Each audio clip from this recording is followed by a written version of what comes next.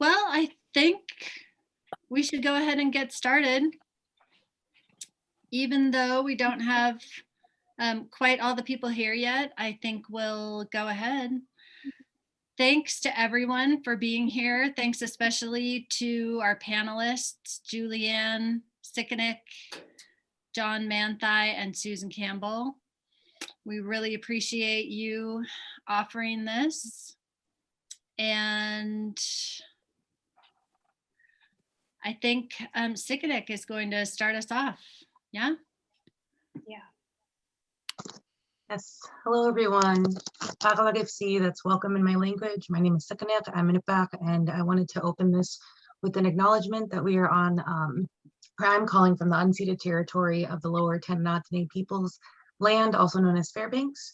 And I wanted to do a good opening. We can call it a prayer or a meditation, whatever feels good for you. And I know this is a big webinar, or we've got almost 50 people participating, but if you all are able to, if you want to get into a relaxed position, and if you can just wherever you are, feel like you're grounded, like your feet are in the ground and you're feeling the earth and that your spine is reaching for the sky, and just letting your shoulders down.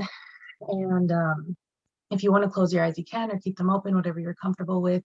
But if we all just want to take a deep breath together, or a shallow breath, whatever feels good, and take a minute to reflect on the seasonal change, spring bringing new life, new lessons, and getting out of a winter that was long, and a winter that was very different than winters before, and being able to say that we've made it through. We're coming into summer that's beautiful, especially in Alaska, Fairbanks, where we have so many plants growing, and the new smell, or the smell that might be a little funky during spring, but new, knowing that the snow is melting and we're here. So if we want to take another deep breath together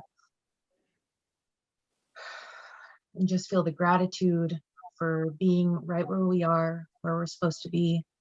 And you can come back into this space and open your eyes and just know that this will be a great conversation that I'm looking forward to. And I'll go ahead and pass it over.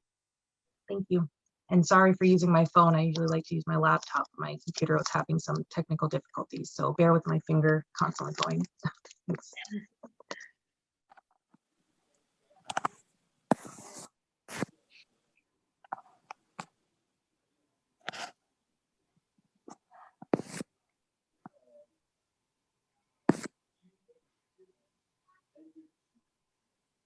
Julianne, are you up next? I think John or you were gonna introduce the folk school, and then Mary Beth can introduce ITOC.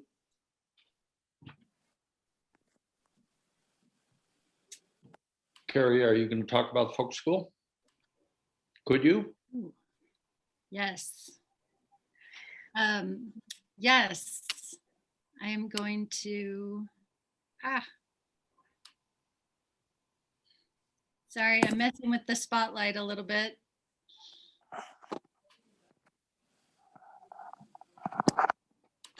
There we go. So for anyone who is not familiar with the folk school, we have been around here in Fairbanks for 12 years. Oh, there's the phone ring. 10 to 12 years, depending on what you consider the start. One of our panelists of our folk school, so we are fortunate to have him here. A variety of classes in all sorts of topics, including woodworking, fiber arts, boat building, bone and antler and skin work, basketry, printmaking, other visual arts. The list is really long. And we're always offering up new classes and adding to the schedule. We're very excited to be offering most of our spring, summer, early fall classes in person, outdoors, after a long winter of online classes. So check out the schedule if you're not familiar with us, and hopefully there's something for you if you're local to Fairbanks. And Mary Beth, if you wouldn't mind popping in. Yeah, hi everybody, and I'm delighted to be here tonight. My name is Beth Lee. I'm a scientist who does environmental microbiology, and I have a background in music and dance, and a real interest in coordinating arts, humanities, and science integration work. And I'm a faculty member at UAF, and the reason I'm speaking with you tonight is I'm also the director of this program known as In a Time of Change, which we call ITOC for short. And it's a program that facilitates collaborations across the arts, humanities, and sciences. And we produce events and exhibits based on the relationship between humans and the environment. And this program was founded over 12 years ago, based in the Bonanza Creek Long-Term Ecological Research Program that's near Fairbanks here. And out of the recognition that collaborations across different disciplines and knowledge systems can engage people at different levels, the intellectual level, the intuitive and emotional levels, and can help strengthen our understanding and appreciation for the environment and the ecosystems in which we live. And so over time, we've addressed a variety of different themes like climate change and wildfire, predator control, microbes. And we now have a new project that's underway called Boreal Forest Stories. And it includes over 60 different performing and visual artists, writers, game designers, environmental educators, scientists, and organizations like the Folk School as partners.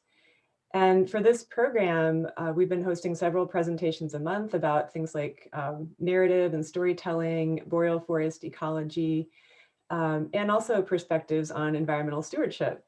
So I was really delighted when the Folk School offered to host this special series of events that considers environmental conservation. And I think the offer was made with ITOC in mind, but with the broader community as well. Very welcome. And so it's wonderful to be here with everyone from ITOC and the community.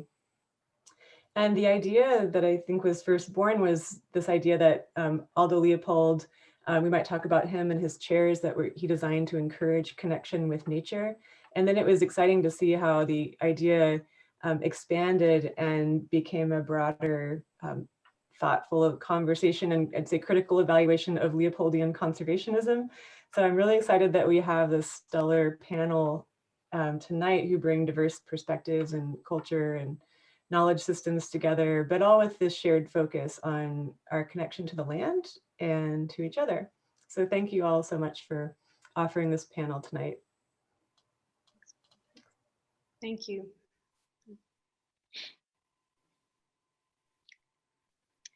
So yeah, I guess I'll is that, should I move on? I'm just going to briefly introduce Aldo Leopold, who is the beginning of this, but won't be the ending. So for those of you who may be more or less familiar with Aldo Leopold, he was a visionary 20th century ecologist, settler, conservationist, and author of a Sand County Almanac,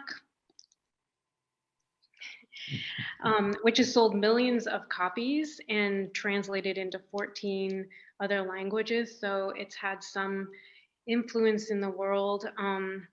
Leopold's parents were first cousins and children of 19th century United States immigrants. In 1887, Leopold was born in Burlington, Iowa, which is a city built on lands in which Meskwaki and Sauk nations had already been at home for millennia.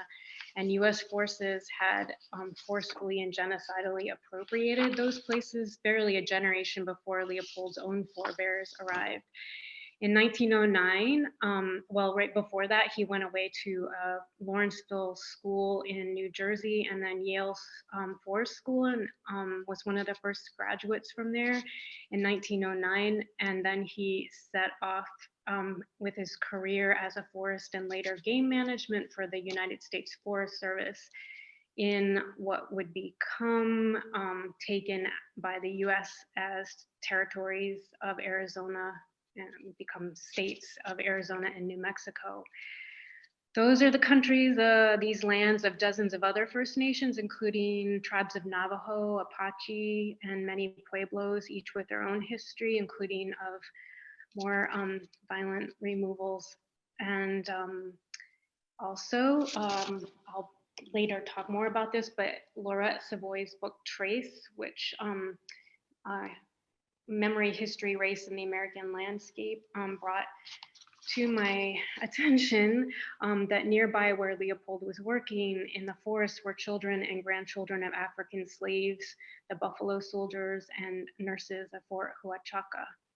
And in 1924, largely due to Leopold's influence, the Gila National Forest was made a wilderness area. So he was really instrumental in that. And in 1924, he moved with his family to Madison, Wisconsin, which is the Ho-Chunk Nation land. And he worked in industry, and he wrote a book during that time, taking forest management principles and applying them to game management. And he published what became a seminal and long used, like for till the 1970s, I think, game management. His textbook was used in academic venues, universities, and so forth. In 1935, he and his family bought some land in Baraboo outside of Madison, and they had a little property there called the Shack, and they used that land to kind of do experiments with, restoring land.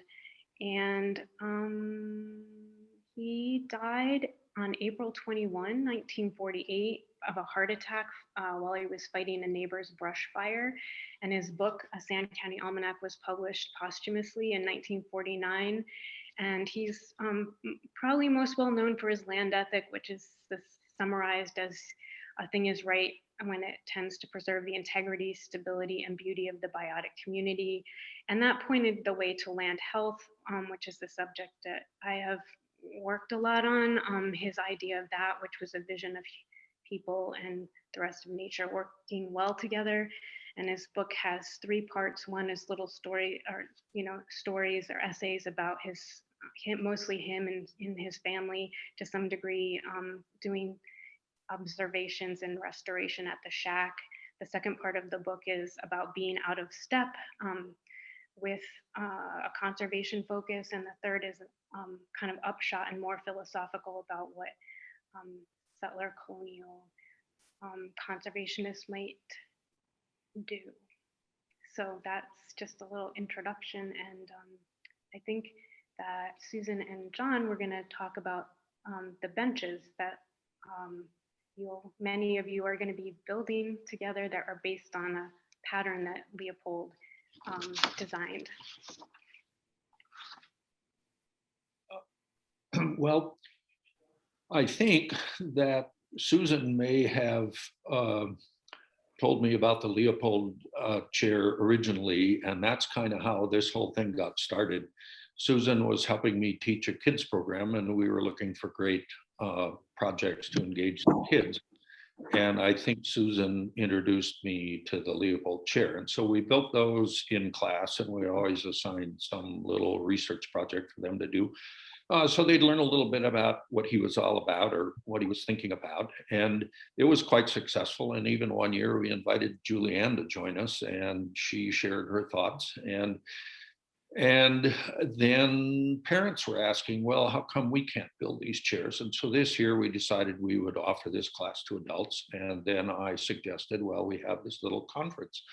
And then Julianne, bless her heart, exposed me to a whole new way of thinking. And 2 months ago, after 3/4 of a century of sort of marinating in my old white guy stew, I was brought up to date. And this has been probably the most exciting 2 months I've had in a long time. And so I appreciate that. And this is the beginning.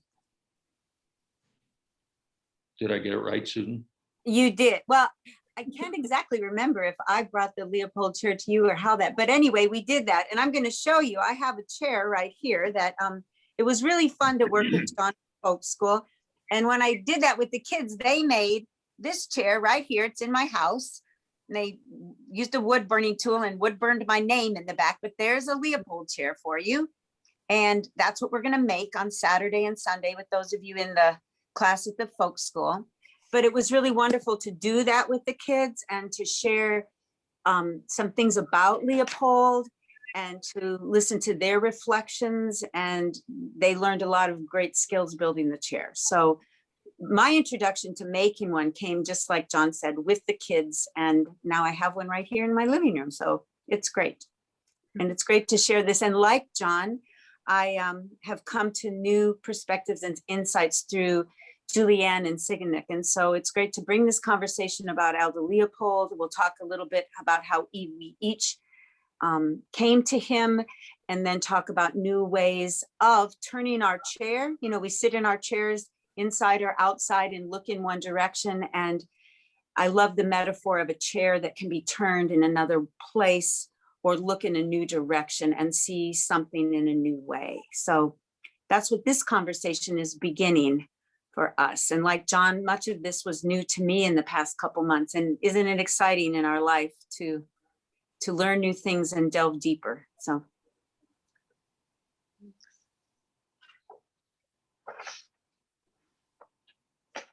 maybe I'll just, because our next, Julianne and John and Siqiñiq, we're each going to talk a little bit about how we came to Leopold, Aldo Leopold. So I'll just go from there, if that's okay with all of you.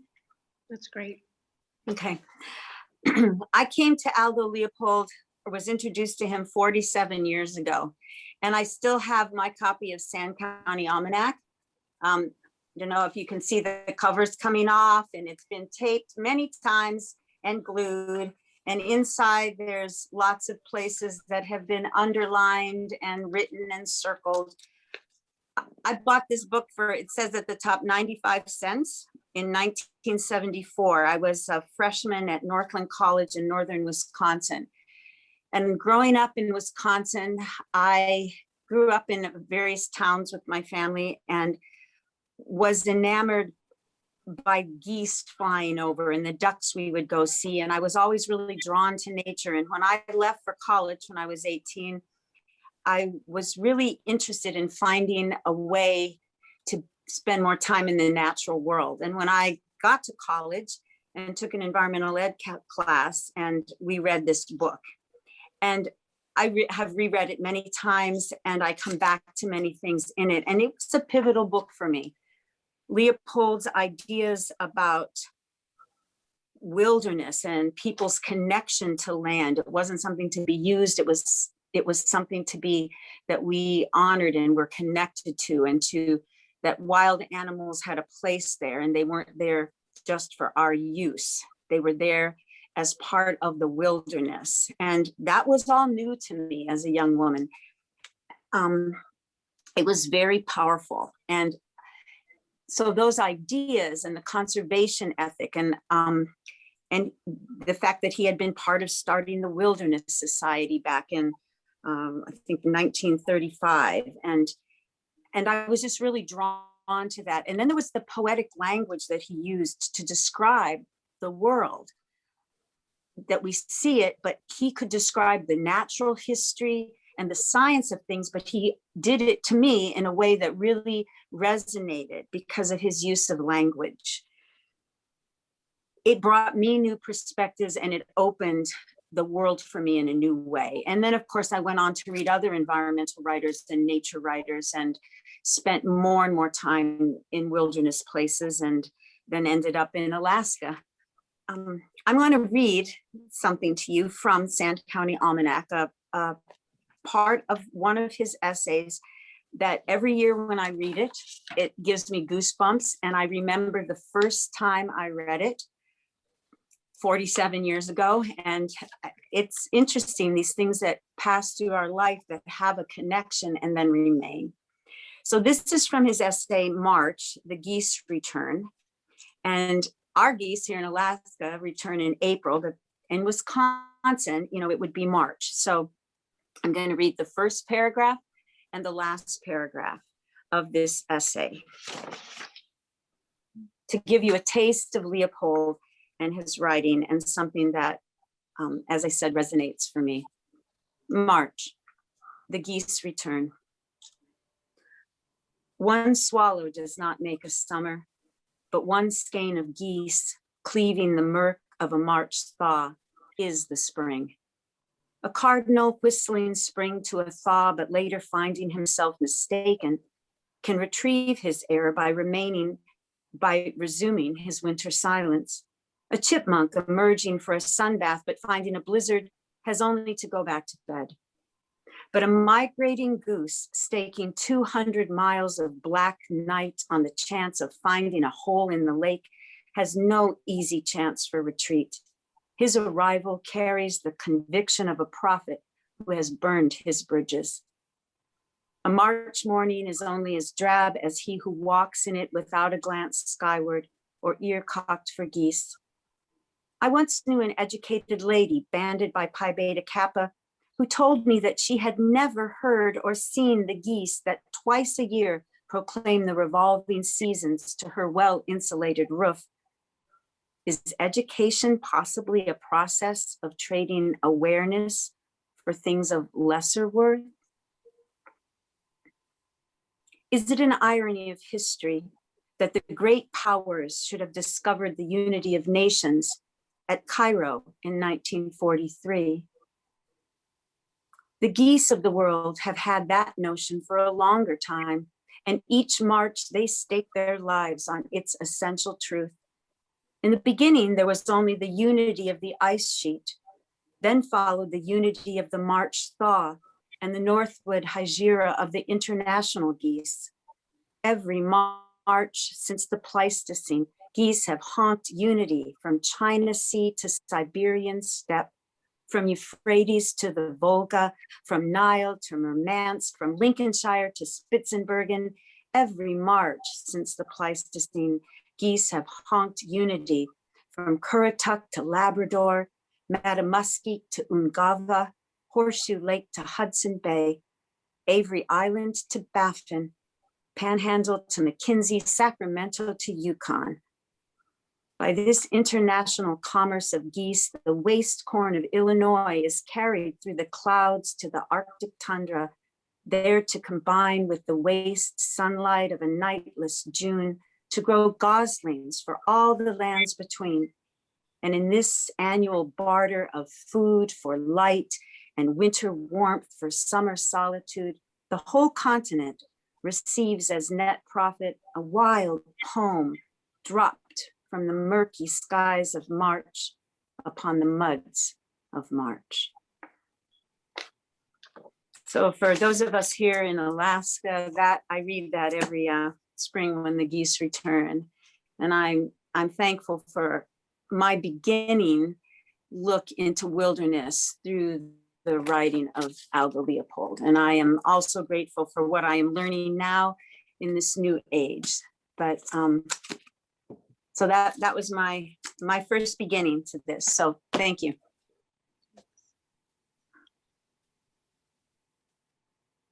John, do you want to go? Sure. Boy, Susan said most of my thoughts. I was urban board in Wisconsin as well, but I think my preferred habitat has always been lakes and rivers and woods. And I never came across Aldo Leopold until I was in Alaska 50 some years ago. And he spoke to me like he spoke to Susan, and there were just thoughts, much prettier thoughts than I'd ever had. And he put into words things that I had been musing about. So he was a pretty big hero for a long time. And I too read his book over and over again. And I think that's where I'm coming from. And now I get to see a new chapter, and I'm even more excited about that.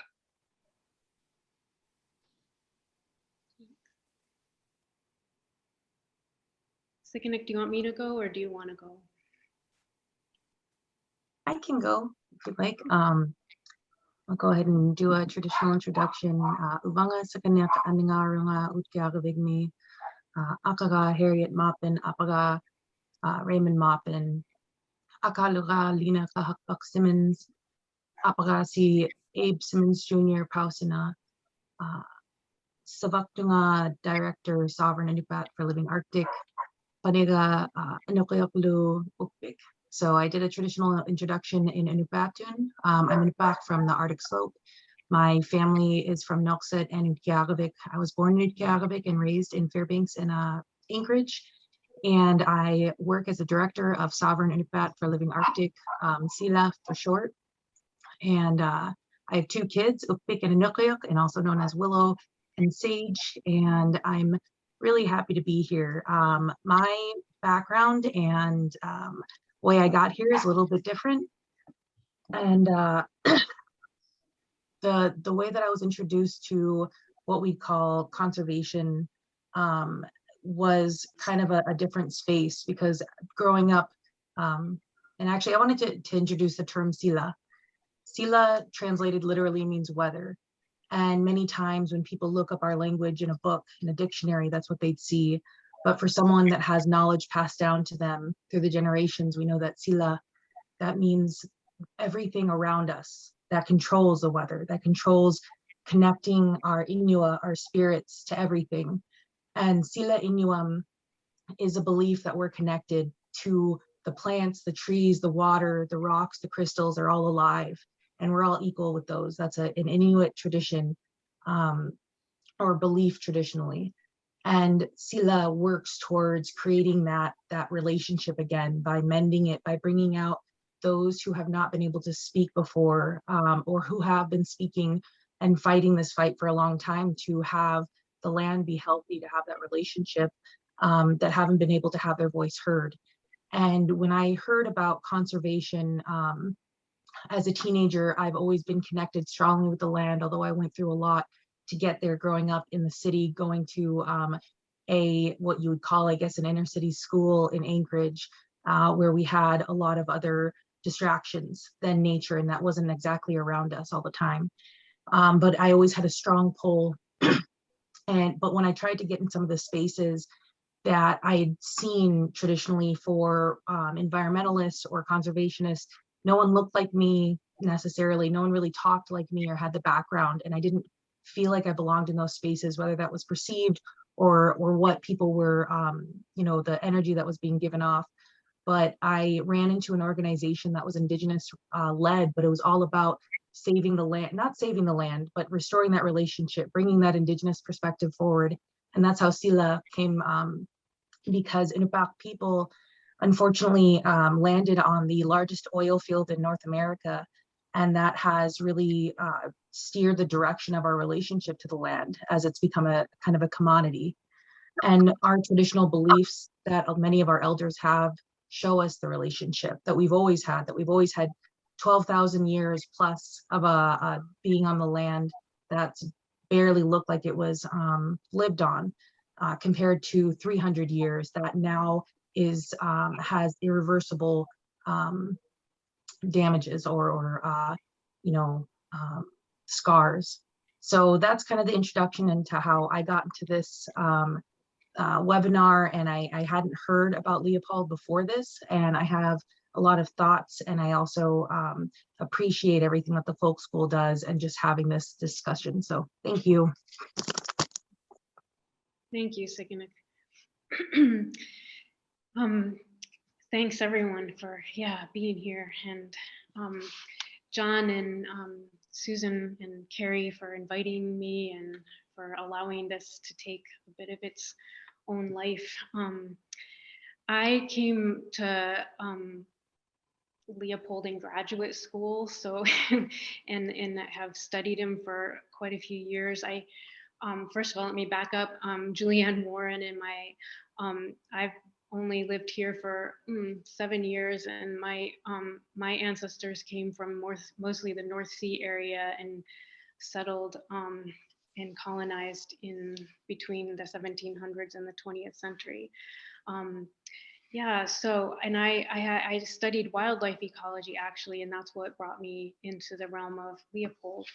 I'm gonna just talk though about a little bit about what I've been learning that's been transformational, and I really want to acknowledge Siqiñiq and Sila and other trainers at Native Movement and Fairbanks Climate Action Coalition, and the labors of so many um, women, Native women who have been teaching and helping me to learn and unlearn things.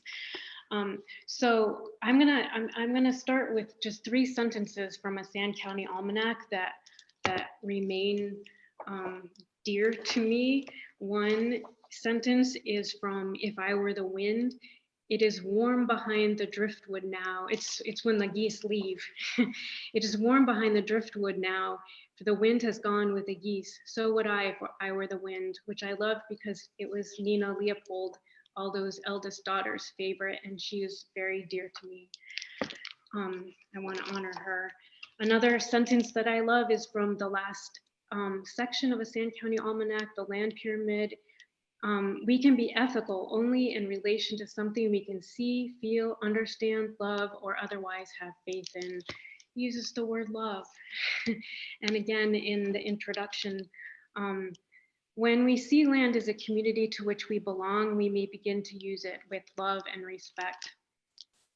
I also think about that side by side with, again, mentioning Laurette's book, which in my own words, understanding her storytelling is a reckoning, being a woman of African, European, and Native American descent and orienting to the world. And when she was in 9th grade, she was assigned a Sand County Almanac, and she talks about what it was like to encounter that as a person of color. And she, like, sort of sounds similar to me, was drawn to that ethical encompassment of more than humans. But then she asked the question, well, if that's happening, then why is the world still so cruel? And why did Leopold only mention slavery in reference to ancient Greece in Odysseus's time? And when he talks about we who love the land, who is this we? And what is the we of the land? And am I part of that we? She's asking, both the loved and the beloved. Do I belong to that? And she felt uncertain and estranged by that. So I am taking responsibility for continuing to repeat those estranging things in the Sand County Almanac in the work that I did in making a book called Aldo Leopold's Odyssey, actually, which was about his developing idea of land health that the land ethic pointed to. And I just want to take one little story that shows the trouble. So Leopold said there were 2 available norms existing that portrayed what he considered to be healthy lands. One was lands so well occupied by humans for centuries that they remain largely normal. That is, their capacity for self-renewal continued. And he said he knew of only one place. This is in the essay Wilderness in the Sand County Almanac, by the way. He said he knew of only one place, and that was in Europe, that had been so long inhabited and still kept its health. And then he said the second available norm was wilderness. And he also referred to that as virgin country, meaning without people in it. And he pointed to swaths of Canada and Alaska, and he, without citing him, quoted the poet Robert Service, under the spell of the Yukon, where nameless men by nameless rivers wander and in strange valleys die strange deaths alone. And yet we certainly know there's more than 20 languages have emerged from people living here from time immemorial, including Inupiaq people. And so then you flip a couple pages, and Leopold is now talking about the Sierra Madre of Chihuahua as like an exemplar of land health, but as a wilderness. And he describes it as never grazed or used for fear of, quote, warring Indians, which would be Apache tribes. the whole warring Indian thing is something problematic to talk about. But what I want to draw attention to here is, what are we to make of Leopold's portrayal and understanding of indigenous people of Apache? If their only land well occupied for centuries was in Europe, and wilderness is a place without people, then Apache are either not people or they're gone. So that's that kind of thing, once you get a search image for it, recurs almost, it seems like every page. And I think of Noah Schlager, who is a student at Yale, who's Muskogee Creek and Cherokee. His message he was receiving from studying this was that what was coming across, that a forest that a settler conservation managed without Indians is better than a forest with Indians, which is better than a barren mountainside. And Potawatomi philosopher Kyle Powys-White, who's written about the troubles of comparing Leopoldian and indigenous land ethics, I wonder, I don't think he would think that that this little example was a very good model of environmental stewardship that many indigenous people would find useful.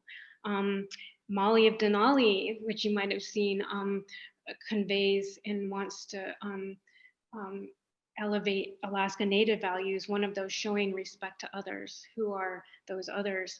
And Patricia Grace, a Maori novelist, who is quoted in Linda Tuhiwai Smith's Decolonizing Methodologies, talks about how books are dangerous in 4 different ways she stresses. And one of them is, when they tell us only about others, they are saying we do not exist.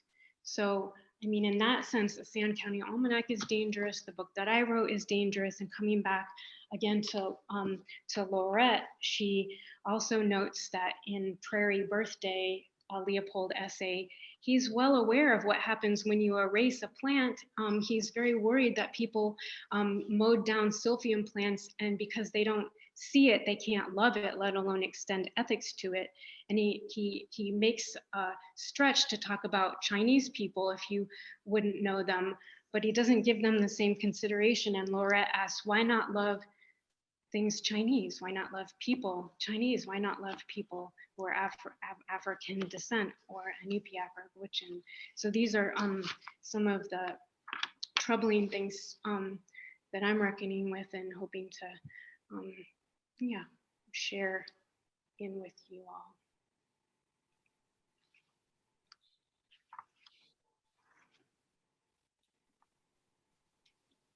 Thank you, Julianne.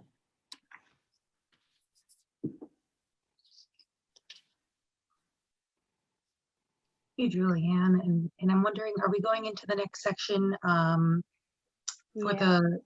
okay, great. I can go ahead. And I just wanted to thank Julianne. I forgot to say in my introduction that that's my good friend who had invited me to this discussion and had shared some of her thoughts that she just shared. And I want to start with, thanking the participants for coming into what may be uncomfortable for some people, especially those who have really gained a lot from studying and being a part of Leopold's movement, and the intention that was behind it, that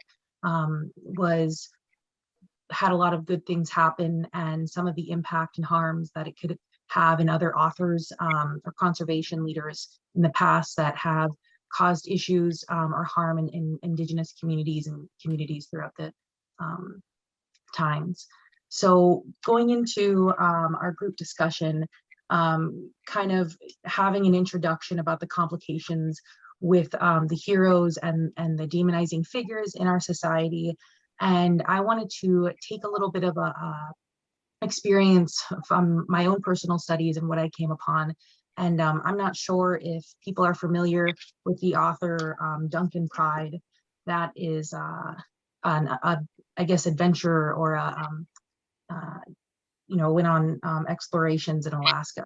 And he wrote the book Nunangara, which would mean the land, my land, translated in Inupiaq.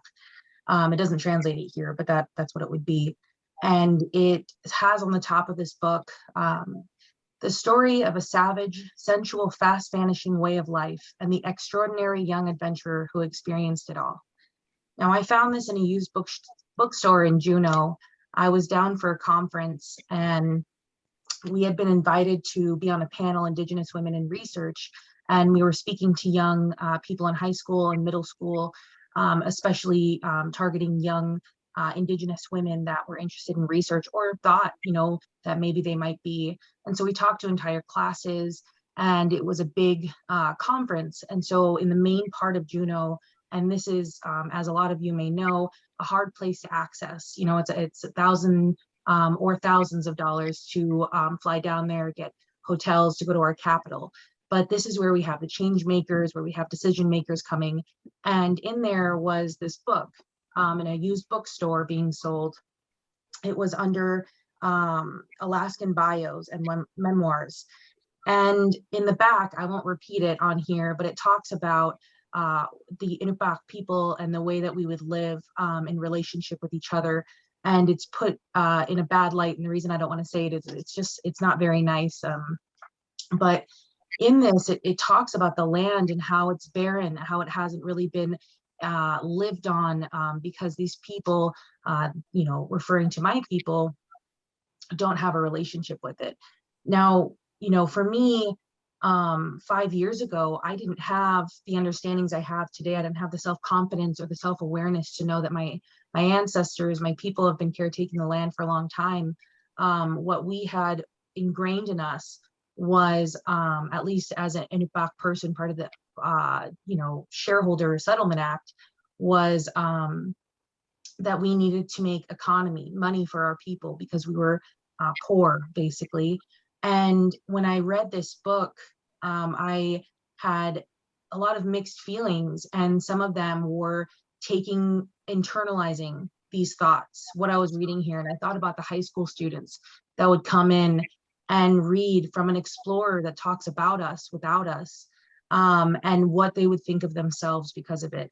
And when I think about these conservation books that leave us out and talk about Indigenous people as if we're not there, and not just that, but not giving the acknowledgement that we have always had the relationship ethics to the land. We have not just made this a priority, but a way that we live, our languages, and essentially everything about our identity has to do with the land. And for example, and then I'll go ahead and pass it on to the rest of the group to discuss, we have Nulukutuk, which is an entire celebration in some communities twice a year, just around getting a successful whale hunt. And this is a place where we share all of our community foods, and we really take care to work as a community to cut up the entire whale and use every single part, just as we've done with every animal, and have fought long and hard to ensure that the US government does this as well, and really Indigenous people all around the world.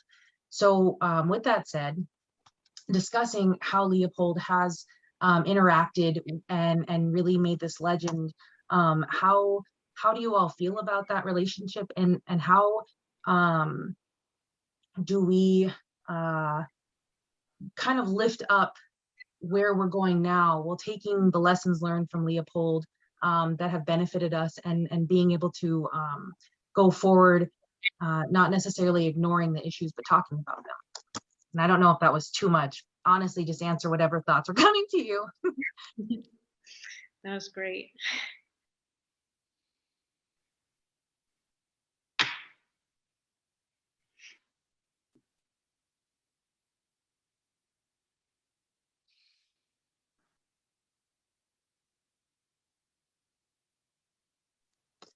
And if anyone has a thought on the panel about the question of sharing land and planet, and why it's important for justice elevating, coalition building, caring, relating, and talking about that again going forward. In this webinar, I may have not understood why Folk School was hosting something about someone that kind of ignored my people that were on this land. And then after talking with Julianne and seeing the book that she had even written and had felt some indifferences about, being able to build past that, and knowing I see my dog out in the yard right now, which he shouldn't be out there loose. My kids must have let him out. But anything coming from that in terms of partnership and kind of moving forward in conservation, science, art.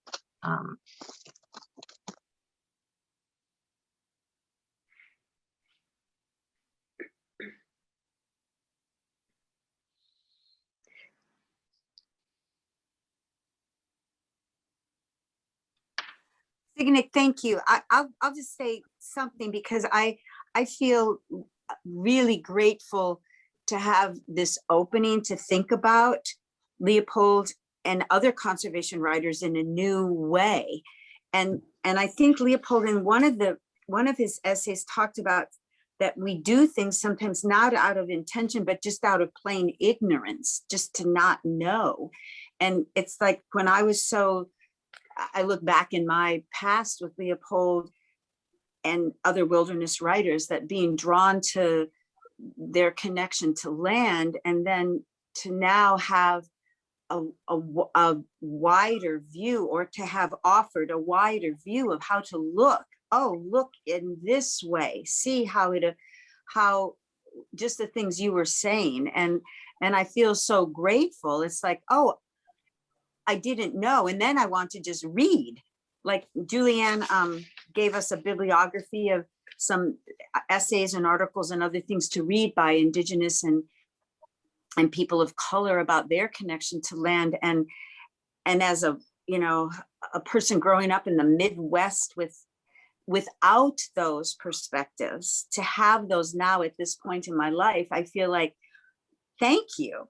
And then to be able to step toward them, or to read them, take them in, listen, I feel like it can only add to the richness of that. And knowing that I am grateful for what I learned from him in my way long ago about a connection to land that I didn't have in that way until I was given words to learn about the natural history of a place and the animals in it. And I learned from him, just that piece I read about the geese, that there's a connection, and those words opened things in me to see the world in a different way. So thank you for bringing new information to open even more. I had a couple thoughts coming into all of this too, with what we have in common and what important differences make a difference. And I take that phrase from several scholars, and Alina Ruiz and Christy Dotson, Kyle and Priscilla Ibarra, who's a Latinx scholar, bringing that question to my mind. When we, as beings, share a planet and have some common concerns for conditions that are habitable, whether it has to do with climate change that are, encompassing obviously all of us, but having consequences that are not distributed justly in relation to the people causing. So, that shared, and in order to address those things, the need for coalitions to come together, which and again, these people have helped me to even raise this question, if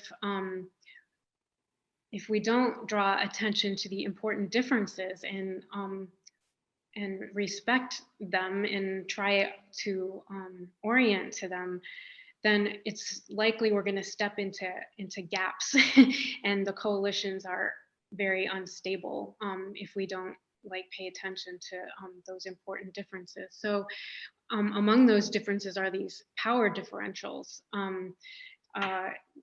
which sometimes hasn't really been, in my experience, written into explicitly a lot of settler conservation conversations. So even the whole idea of a dominating figure like Leopold or John Muir or Audubon, these settler colonial, most of them men, not all of them, but who are dominating, and as Priscilla Ibarra and Laurette point out, like if we're like all focused on the Sand County Almanac, like why? When Laurette's father published a book the exact same year, who's heard of that? Or DeBaca published Writing the Good Life about Mexican land relationships in the same year as the Sand County Almanac. And so the whole idea of like this power differential playing out also in who's taking up the space of being heard, and in that who is not being heard, who's being overshadowed by even this habit of having these dominating figures. I wonder what people might think about that.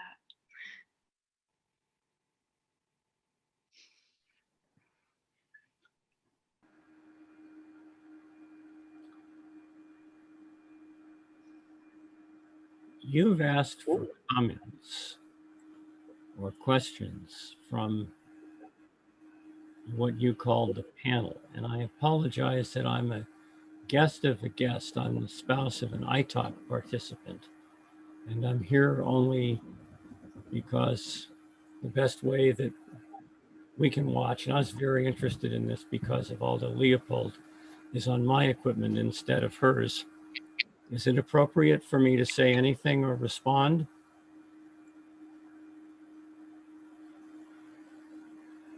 Yes, yes. Okay, well, when you've made me think of an essay of Leopold's, which I believe is entitled Thinking Like a Mountain. And it has to do with the killing of a cougar on a mountainside in the Southwest. And you can read it as part of the beginning of Leopold's, the breadth of Leopold's ecological consciousness. You can also read in it elements of a very Navajo-like approach to the land and hunting in it, and what you kill and what you don't, and how you respect what you kill and what you don't. And it makes me wonder, we have many flawed but very important writers. You've included Leopold and a mention of Audubon, for example, who come from an age of white explorer dominance. And there's also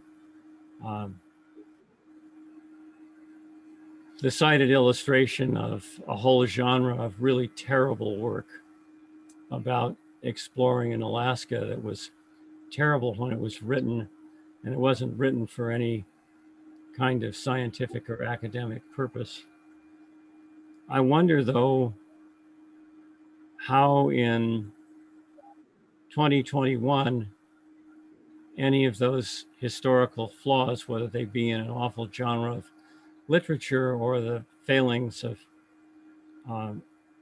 of white explorer types who really were in their old field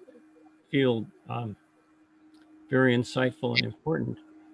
How does that matter? How does that of which they were ignorant matter to dealing with things like global warming that's displacing coastal villages and the like?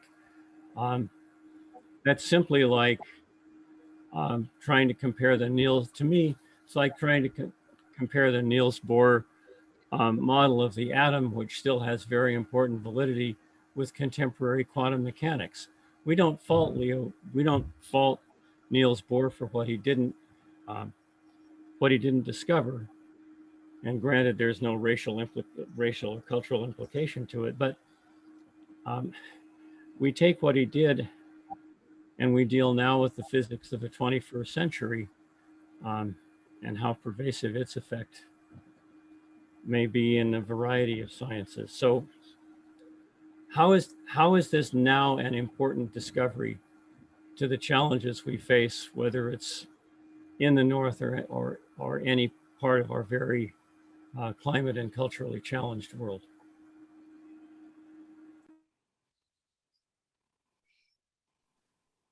Hey, thanks for the question. And I wish, again, I'm on my phone so I can only see a few people, but what comes to my mind is when we don't have discussions, and then I don't know if this is what you're wondering, but what I was getting out of what you were asking for is why are we bringing this up? Why aren't we just taking what Leopold has given us and moving forward and remembering their good work? And the reason is that there are people currently being harmed, as I gave an example to earlier, young Indigenous people of color that read these books, and not just that, but people that are not of color that read these books and they don't understand that the project they may want to work on. And we can take the project, the example of the Arctic National Wildlife Refuge and the National Petroleum Reserve, Alaska. And these two areas are very different, but both federally run. And they both have taken the caretaking of the land out of the Indigenous people's caretaking. And today, although the Indigenous people have had the most strategic ways of combating oil and gas, and many people may not see that, but for 40 years, the Gwich'in Steering Committee has worked with about 4 people.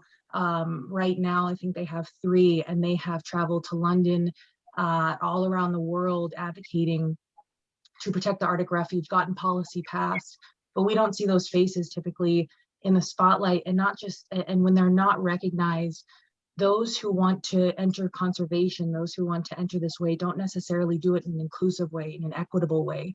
And again, these books are still being sold.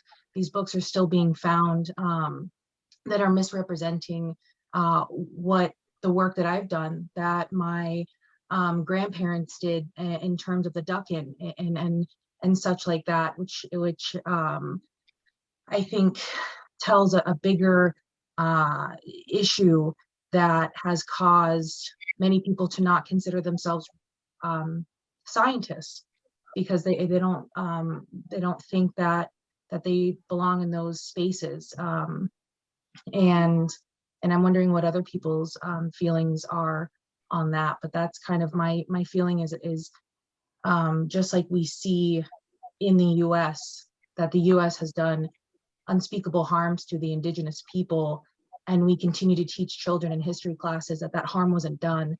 That means that colonization is still being perpetuated, that harm is still being done, that it's still affecting people negatively. But if we're able to talk about it and have those uncomfortable conversations, we can figure out a solution to move forward together in a good way where everyone feels like they are seen and heard. Thank you.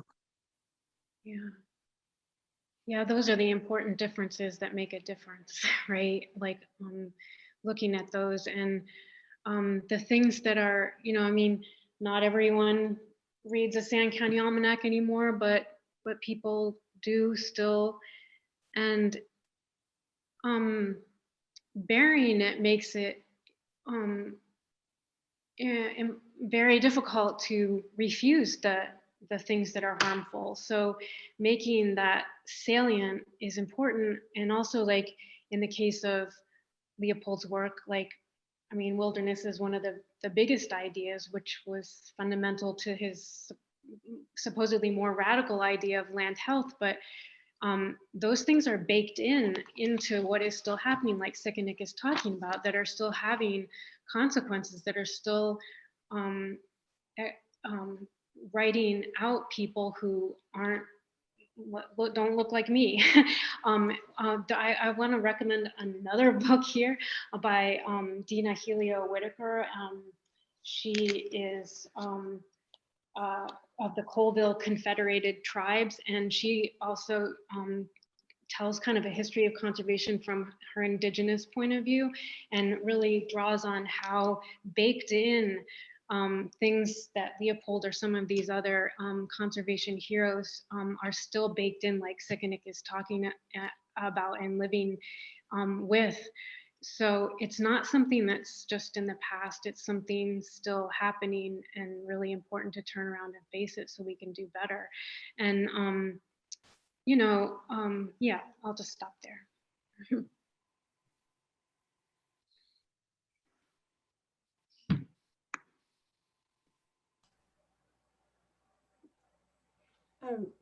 Julianne, I'm going to jump in and say Julianne developed a very extensive reading list of additional resources. Would you like to share that with the group? I could put a link in the chat. Sure, that'd be great.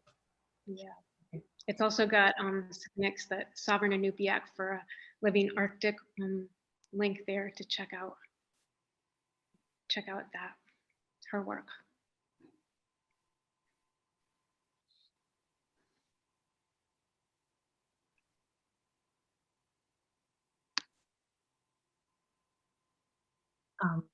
There was something else that came to my mind that I wanted to touch on, and that's some of my current work, and calling myself an activist is something that, I got an award for Activist of the Year, and I remember thinking that's a strange term. I don't feel comfortable identifying myself as that, and really that stems from a lot of my own Indigenous people going to meetings, like tribal meetings that had talked about conservation groups like Greenpeace that had nearly stopped our ability to hunt our whale, and other conservation and environmental groups that have stopped our ability or has tried to hinder our ability to hunt seals and do traditional living ways.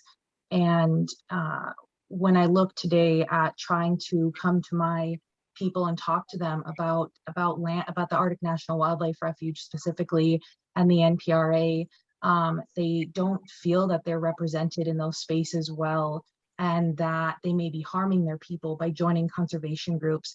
And so having these really hard discussions has helped my job a lot, and being able to say, hey, I know you may have seen problematic things in the past. I know there has been issues, but whether we call ourselves an activist, a conservationist, or a water protector, these are all essentially the same ideas. And how do we kind of bridge that gap that has been created there, whether we're able to acknowledge it or not? Yeah, and thank you.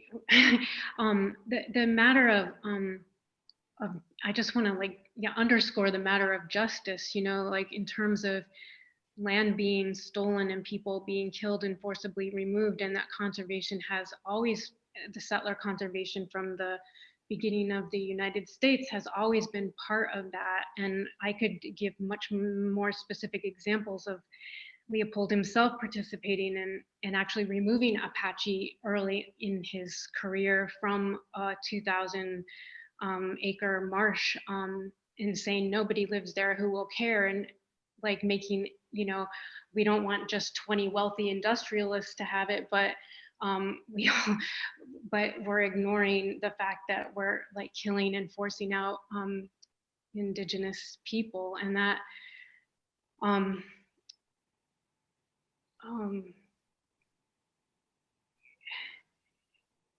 is connected to the decolonization call to give, or for land to go back, for tribes to have their customary lands back. And so there's the moral justice issue of what's right, and also like prudentially, here's just one little data point from Claudia Sobrevilla, which Kyle White, I got it from him quoting it in a 2020 essay. Nearly 400 million Indigenous peoples live on 22% of the world's land surface, and those lands are tied to about 80% of the planet's biodiversity.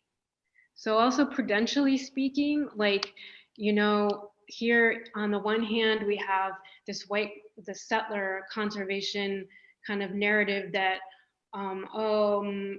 we're pioneers and we're also like, have this complex civilization, or kind of think of ourselves as supreme and superior, and yet we're like completely trashing the land in the way that we use it. And gosh, wouldn't it be great if we could have this moral ascension while completely erasing the fact that we just participated in killing and removing and silencing the people who for millennia have been living with the land in ways that have been healthy for everyone. So, you know, time to like listen to somebody else and let people who know how to take care of land from thousands of years of experience to do that without getting in their way. And like I heard Julia Bernal, who's Pueblo Action Alliance, and they just launched a water back campaign, and she's like, and I've heard, you know, many people, other indigenous leaders talking about this is going to be good for everyone. I think, you know, I think I've heard Bernadette, you know, talk about, you know, if we can take care of our land and live in our customary ways, which have been going on for thousands of years, it's going to be good for everyone too. So, you know, put aside, you know, the domination and listen to other people is moral as well as prudential. That makes sense.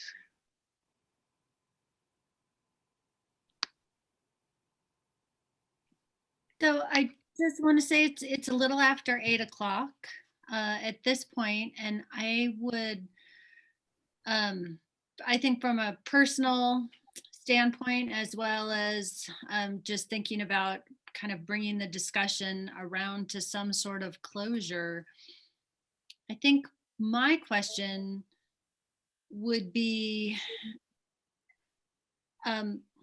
looking at that information that y'all have just talked about, but also that we have this Leopold land ethic and this out there. So is there a way to bring this around and kind of give us marching orders going forward? Like how do we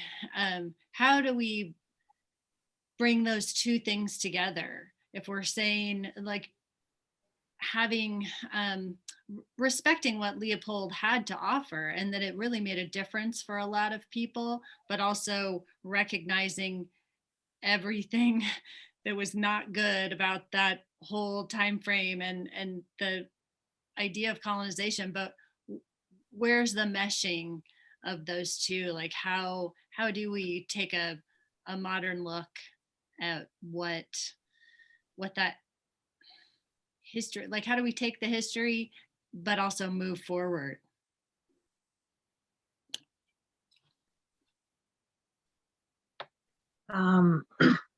What I've been thinking about a lot, and throughout my my work time, a lot of my very good friends have been from conservation backgrounds and have had a lot of influence by conservationists, you know, throughout the centuries. And what we've been able to do with that information is help support each other and realize, whether Indigenous or not, that frontline communities are closest to the problems and they're going to be closest to the solutions. So whether we are in rural North Carolina and maybe there are past settler farmers and landowners there that are trying to fight to make sure that a pipeline doesn't get put there, or that they want to be able to maintain that ecosystem, that we listen to those frontline communities and let go of maybe some of our thoughts of how we can help, but instead intertwine our liberation with theirs,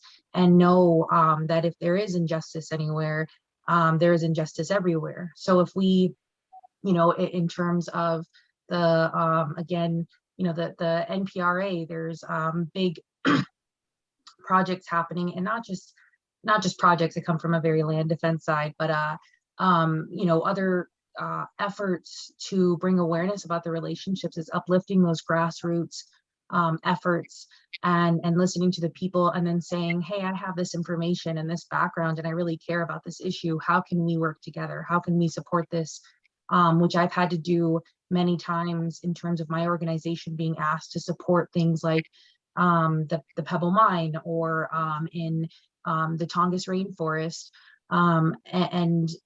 I don't say no to those things, but we talk about how do we come out supporting that, because we can't take necessarily the spotlight, even if we have more resources than them, or we have we know a lot about that issue. We want to be able to uplift those people in Bristol Bay that want to talk about the Pebble Mine, that live there, that have that traditional knowledge passed down, just like if we want to do to farmers in a rural area that may know that land like the back of their hand because their great grandparents were there. And so that's kind of what I've seen. And again, me and Julianne work really close together. We already have on projects, and it's been really great to hear all the information I would have never, just have access to. And then also getting to learn from each other and knowing that coming into this place with a good heart. So thanks everyone for having me as well.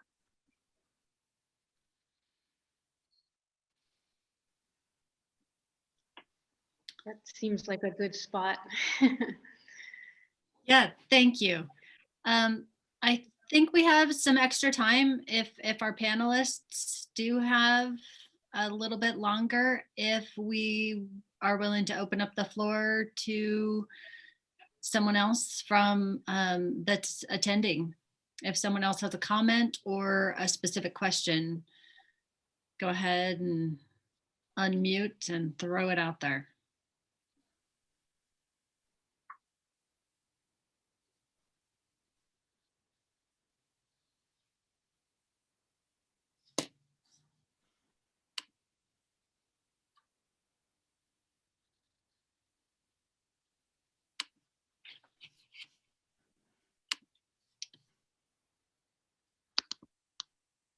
I just want to say this has given me a lot to think about.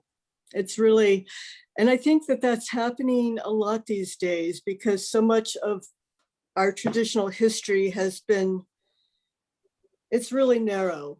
And I see it broadening on many fronts these days, and I'm very grateful for that. And I'm really grateful for the points that have been brought up tonight.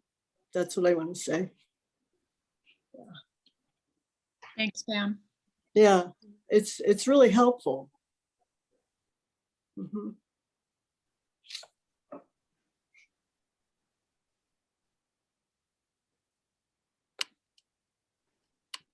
I don't have many thoughts on this because I'm so new to this. But for me, it's nice to know the past and to have been close to that and to be able to have that as background data on which to judge my expanding information and knowledge that I'm gaining. And I think it gives me personally a greater perspective. And so I don't think it's a matter of criticizing Leopold or others as much as it is using whatever information we can take from that and expand on what was good and set aside, but to be aware of what wasn't so good. And I think forgetting what wasn't so good is harmful in a sense, because knowing what we've done wrong gives us the wisdom, hopefully, to move forward in a better direction. And I too appreciate all of you for helping me begin this journey.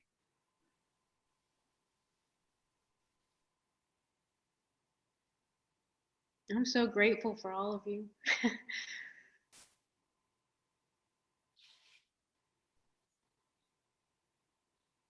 John, that was a great synopsis. Thank you. Thank you.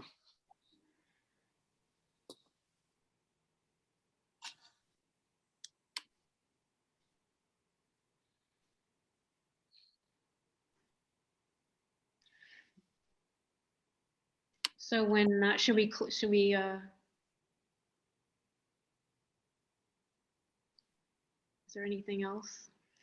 I was just going to say, for those building your benches, lots to think about when you're sitting on them or moving them around or imagining the future of them someday moldering into the earth and what new things might grow out. Well, that does bring up a conundrum for me. Of late, this chair has been popping up all over the place, figuratively and literally. And even in that our grandkids right now have built 3 of them this past weekend. And, you know, so what does this mean? I mean, are these chairs emblematic of something? It's a wonderful woodsy activity to do. It's creative. You get out and, you know, cut yourself and bleed a little bit and make something, and that's rewarding and wonderful. But how can we hold these chairs in new light? We call them Leopold chairs, and so what does that really mean now? I mean, Julianne, you have one in your house, I do believe. And I have 2 of them. 2 in your house, you know, and so how do we think about this? I am a little bit confused. And now this weekend, we're going to be helping over 20 people build these things. And how do we talk about this? And I am a little bit, I don't have a clue. I like your image of turning it around for a fresh view, but we're still, I don't know, I need help.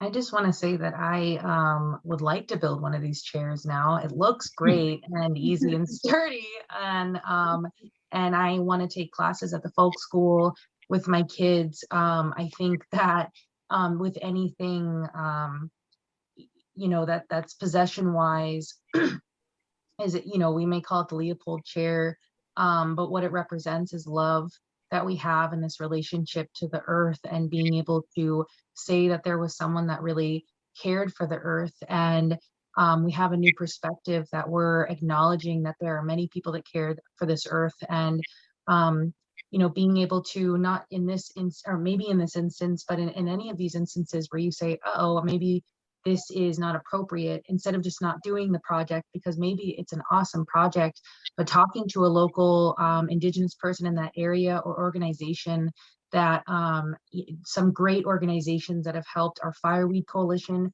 which is young people from all around Alaska that care about the land, that have been organizing for a long time. And I want to say half the membership is non-Indigenous or non-people of color, but we talk about really hard conversations about racial justice and land conservation and discussions just like this. And there are many good ways to lead those, you know, age appropriate wise. But yeah, I think that this is a beautiful project that hopefully this discussion just helps us propel forward with new ways to think about it and talk about it.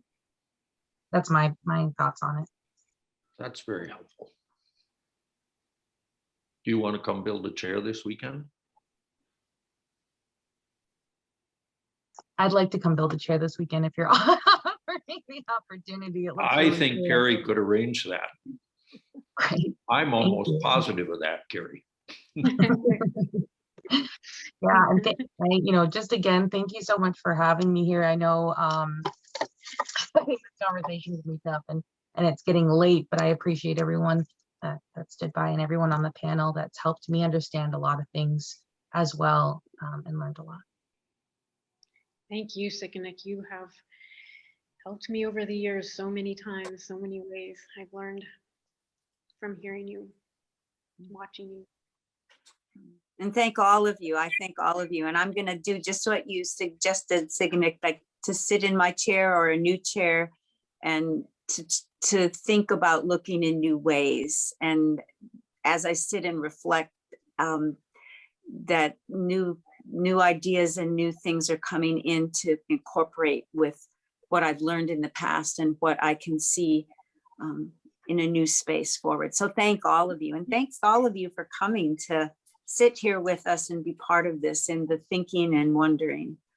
So deep gratitude. Thank you. Have a good night.